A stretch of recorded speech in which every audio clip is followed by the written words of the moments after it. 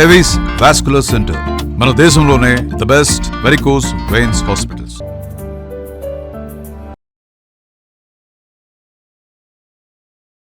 నమస్కారం అండి. నమస్కారం అమ్మాయి.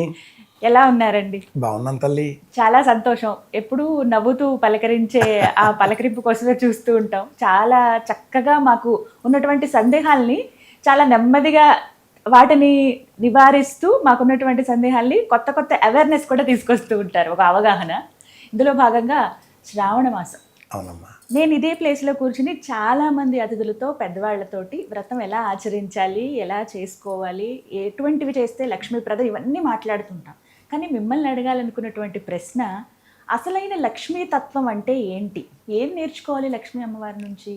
నవ్వడం ఎలాగో నేర్చుకోవాలి, ఆనందంగా ఉండడం ఎలాగో నేర్చుకోవాలి. అమ్మను మనం అడగవలసింది ఆనందం ఇమ్మని. ఆవిడని ఆనందం కాకుండా అందరూ ఐశ్వర్యాన్ని అడుగుతూ ఉంటారు. ఆవిడ మహదానందంగా ఐశ్వర్యాన్ని ఇచ్చేస్తూ ఉంటుంది. మనం కోరుకోవలసింది ఆనందాన్ని.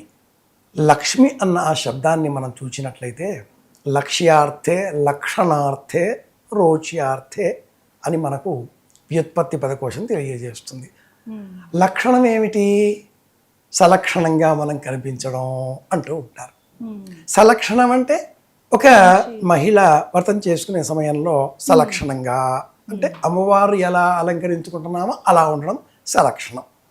కంటికి కాటుగా, నుదుటిన కుంకుమ, శిరస్సులో పుష్పాలు, చేతికి మట్టి గాజులు, పాదములకు పసుపు, కంటికి ఇలాగా సలక్షణంగా. ఒక వ్యక్తి, పురుషుడు ఒక ఉద్యోగం చేస్తున్నాడు. ఉద్యోగానికి సంబంధించిన విధులను, బాధ్యతలను తూచ తప్పకుండా ఉంటే సలక్షణంగా అతడు తన పని తాను చేసుకుంటాడు అంటారు.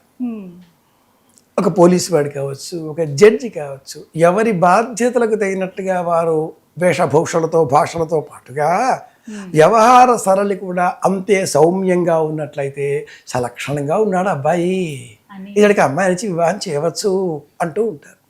ఈ సలక్షణం అనేది అమ్మవారిని మనం అడగాలి. వినయం కావాలి, వివేకం కావాలి, విజ్ఞానం కావాలి. చారుమతికి అమ్మవారు కలలో దర్శనమిచ్చింది. ఎందుకు కనిపించింది? ఆవిడ సలక్షణంగా ఉంది కాబట్టి. ఆవిడ మితంగా, హితంగా, వినయంగా మాట్లాడుతుంది కాబట్టి. మిగతా వాళ్ళు ఎవరికి కనిపించలేదే, ఆవిడకి ఎందుకు కనిపించింది అంటే ఆవిడ ఒక్కటి సలక్షణంగా ఉంది. నేటి కాలంలో మహిళలు ఆకారంలో పురుషుడికి దగ్గరై అతడి ఆరాధనకు దూరం అవుతున్నారు అంటూ ఒక గొప్ప రచయిత ఎండమూరి వీరేంద్రనాథ్ ఏదో ఒక నవలో రాసి ఉన్నాడు. పురుషులు కూడా వాళ్ళ వాళ్ళ బాధ్యతలు, ధర్మాలకు దూరంగా వెళుతూ చేస్తున్న పని కాకుండా పక్క పనిపైన ఆకర్షణలతో జీవితాన్ని అతలాకుతలం చేసుకుంటున్నారు. ఎవరు ఏ పని చేస్తున్నారో ఆ పని మీద లక్ష్యాన్ని కేంద్రీకరించడమే సలక్షణం. ఇది మనకు వరలక్ష్మి అమ్మవారు ఇస్తుంది. ఈ వ్రతానికి ఎంత చిత్రమైన అంశాలు ఉన్నాయి అంటే, ఒకటి ఉద్యాపన లేదు. అనేకులు ఈ వ్రతాన్ని ఉదయం చేసుకోవచ్చు అంటూ ఉంటారు, సాయంత్రం చెయ్యాలి అని ఆ వ్రత కథలో ఉంది. ఉదయం అంతా ఏర్పాట్లతో ఉండి సాయంత్రమే చేసుకోవాలి. మరికొందరు సత్యనారాయణ వ్రతం కూడా కలిపి చేసుకోవచ్చా, ఎలాగూ ఇది చేస్తున్నాం కదా, అక్కర్లేదు. ఒక్క వ్రతం చేయండి, లక్షణంగా చేయండి.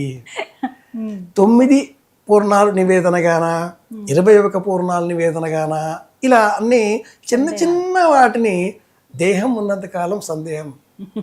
వ్రతంలో ఏమనుంది? 21 సంఖ్యలో ఏకవింశ సంఖ్యాక అన్న ఆ సంఖ్య చెప్పి నైవేద్యం ఉంది. మరి 9 ఎందుకు వచ్చింది?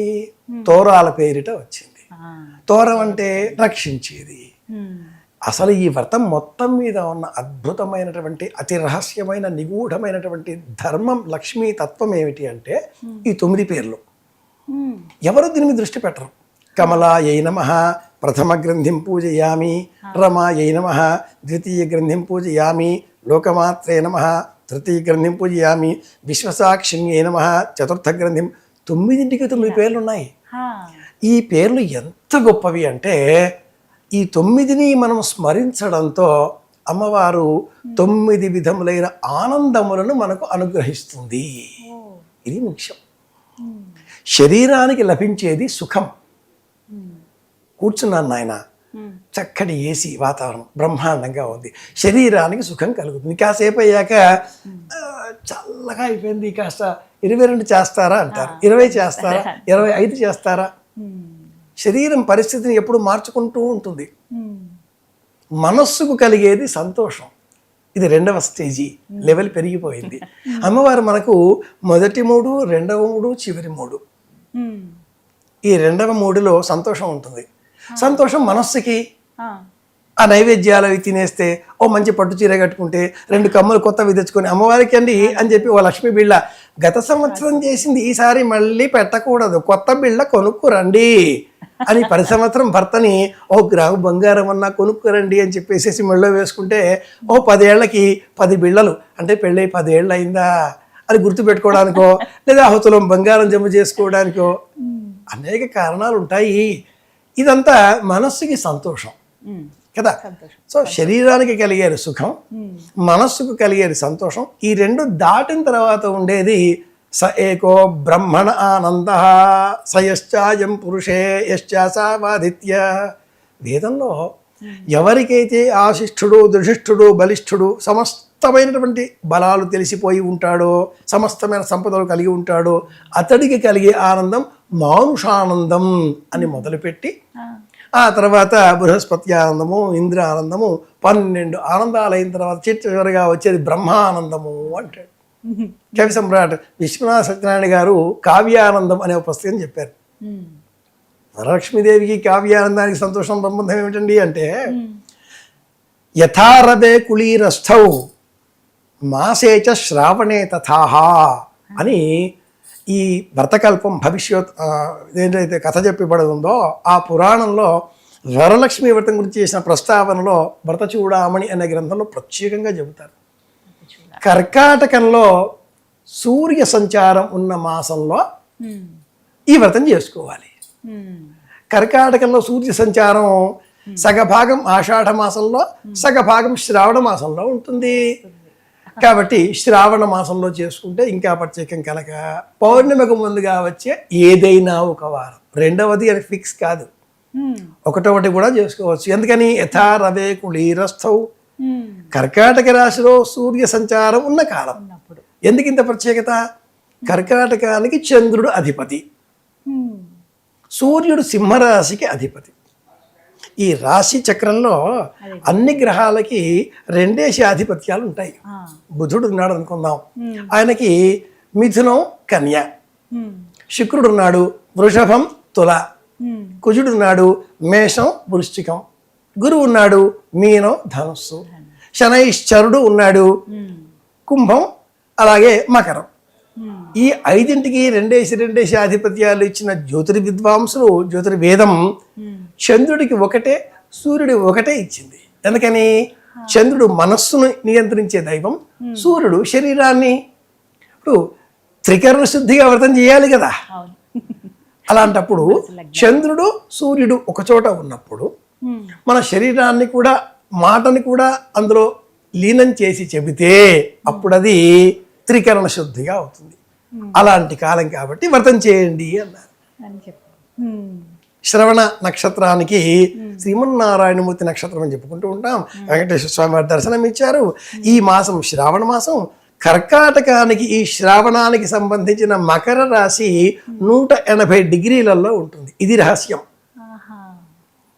ఇది చదవక ఇది చెప్పక అనేకులు అనేక విధాలుగా చెబుతూ ఉంటారు. ఏకాగ్రతతో ఉండేటటువంటి త్రికరణ శుద్ధిగా అన్న మాటకి నిజమైన సాక్ష్యంతో కనిపించే నిజమైన కాలం ఈ శ్రావణ మాసంలోని మొదటి భాగ. అందుకే చేయండి అన్నారు. ఈ ఆత్మకు కలిగేది ఆనందము, బ్రహ్మానందం కలిగిందండి అని అంటారు. లడ్డూలు ఎవరైనా ఇస్తే చాలా సంతోషం అండి. ప్రపంచం అంతా నటన మొదలైంది తల్లి. అమ్మవారిని పూజించడం అంటే ఒక కలశం, ఓ చెంబు, అందులో నీళ్లు పోయాలి. బియ్యం కాదు, నీళ్లు పోయమని కథలో ఉంది. నీళ్లు ప్రాణం కదా. ఓ కొబ్బరికాయ పెట్టాలి, ఒక అలంకరణ, ఒక వస్త్రం, పంచవాయనాలలో వస్త్రం, పంచవాయనాలు అని చెప్తూ ఉంటారు. పంచవాయనాలు అంటే ఎవరో అన్నారు, చాలా పెద్దవాళ్ళు వాళ్ళందరూ చెప్పేవాళ్ళు.